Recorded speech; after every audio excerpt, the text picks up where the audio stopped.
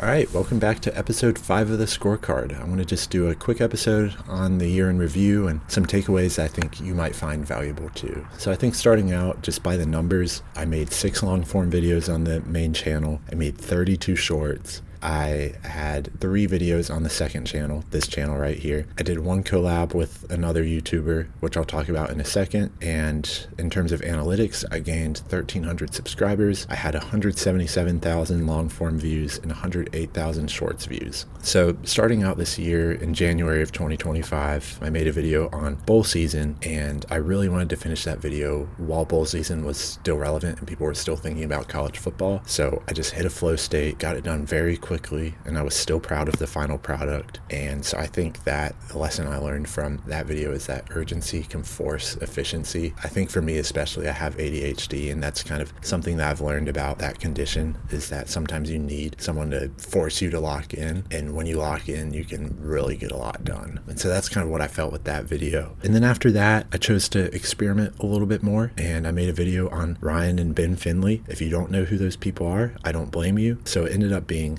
potentially the worst flop of my entire career, but I was still proud of how it turned out. Learned a lot in terms of production since it was a slightly different style video, and I also learned that my content as a small creator isn't just a general niche, it's a niche within a niche. Like, I'm not just a sports creator, I'm a sports sociology and geography creator, if that makes sense. Like, I talk about everything except the game itself, and that video was about the game itself, and so obviously it didn't do too well. Also learned that experimentation and failure is necessary for progress. That's a very obvious one that gets talked about a lot, but definitely a good reminder nonetheless. After that, I did a collaborative video with Deluxe to talk about UFL expansion, and a couple years ago he was kind enough to collab with me on a video before I really had any sort of presence in this space, and so it was nice to finally return the favor. And I think the lesson I learned with that is that this hobby can sometimes feel really lonely, so it's important to value those relationships you can have in this space. And I'm really proud of how that video turned out. He did a great job on that. Couldn't say enough nice things about him.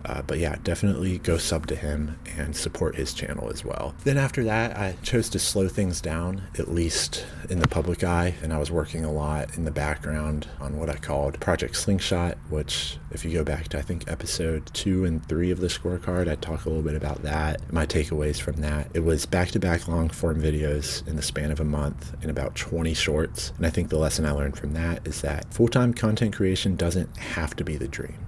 I think it can be the dream, but I think you need to give it the proper space to be enjoyed the most. And so if you're just trying to stifle that passion and spend too little time on it, it leaves you restless and unsatisfied. You just have that itch that you can't scratch. But then if you spend too much time, it becomes consuming and stressful, and you're no longer the one in control. You just become a slave to the metrics, and it's no longer enjoyable. So that's no good either. I still am very proud of how the 2 long form videos ended up. I just realized that I need to do it for my own enjoyment, not just for getting the most views and the most subscribers. And so after that whole little experiment with as much work as I put into it, I slowed down for a little bit, and I had a couple things outside of YouTube going on around that time of year. I got a new job and I moved to a new place across town, so there was just kind of a lot of moving parts during that time of the year. They were good things, but I need to just slow down a little bit. So I took a few months off, and then I came back with a really good concept that had been bouncing around in my head, but I knew I just had to be very on point with how to present it, and it ended up becoming my second most popular video of all time. And I think a big reason for that is that I made it slightly shorter, like it was less than 10 minutes long. And so this is a good nugget of information for you if you're trying to get into the scene